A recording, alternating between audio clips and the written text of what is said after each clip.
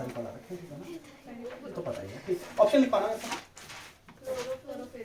Coordination complex of iron पूछ सकता है, कोऑर्डिनेशन कॉम्प्लेक्स ऑफ आयरन, ठीक है। पहला क्लोरोफिल, ठीक है, पहला chlorophyll, second Wilkinson catalyst, okay, Wilkinson catalyst,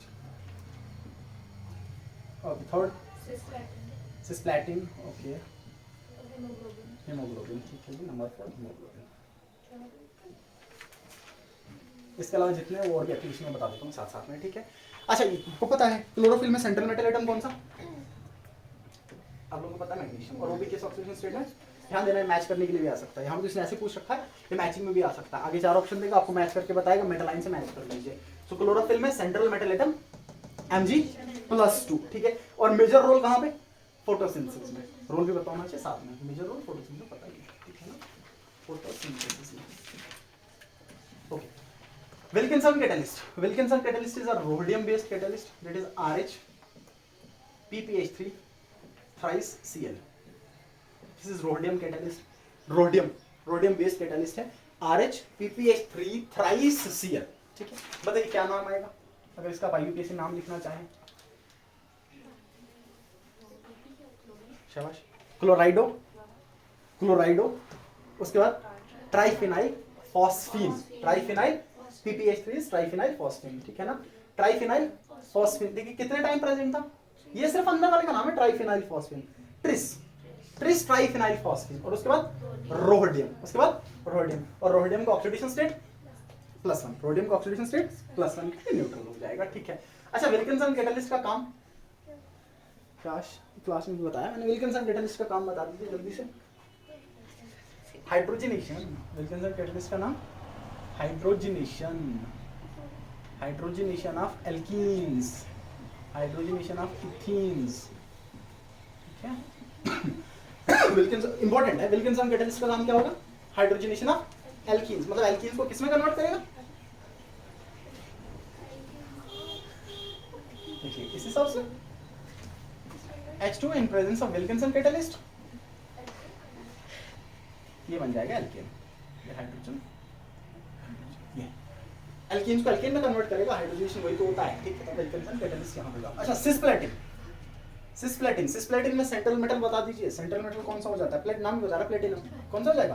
platinum. This is Pt NH3 twice Cl2, बहुत इंपॉर्टेंट काम भी, बहुत बार नीट में पूछ रखा, आपको नहीं पूछेगा, हाँ कुछ और पूछ ले तो हो सकता है, इसके रिलेटेड ऑक्सीडेशन स्टेट वगैरह पूछ ले तो हो सकता है।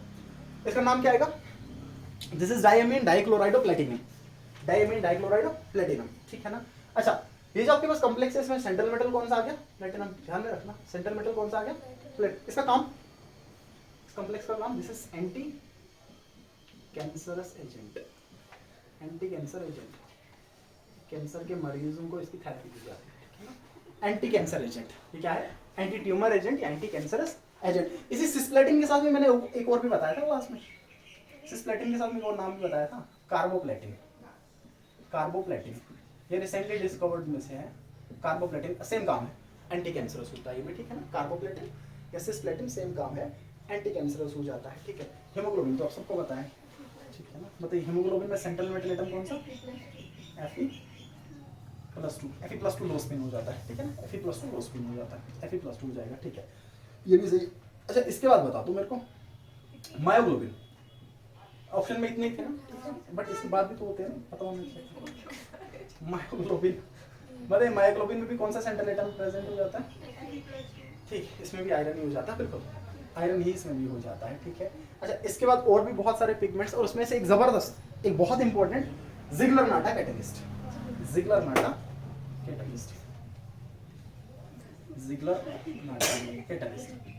बहुत बार पढ़ रखा है, जिग्लर-नाटा कैटलिस्ट बहुत बार पढ़ रखा है, लेकिन इसका नाम भूल जाता है, ठीक है ना, अभी भी भूल गया होगा। बताइए जरा, जिग्लर-नाटा कैटलिस्ट किस मेटल पे बेस्ड होगा?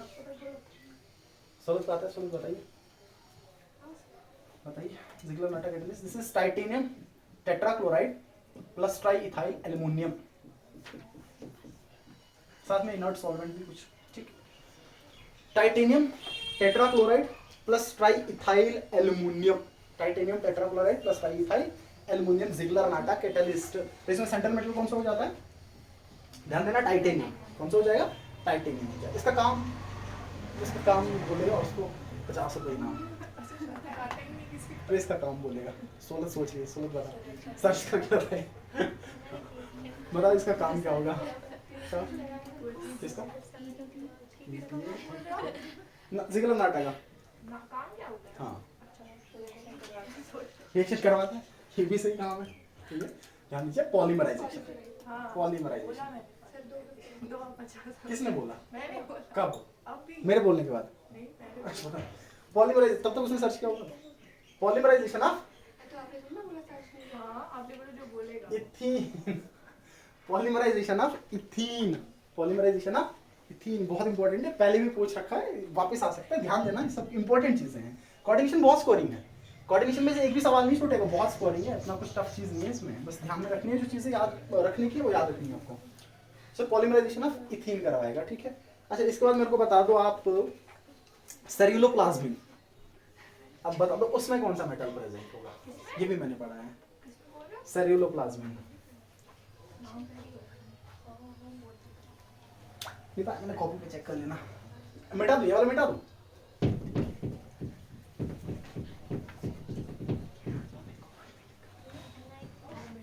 सी से है, एस से मतलब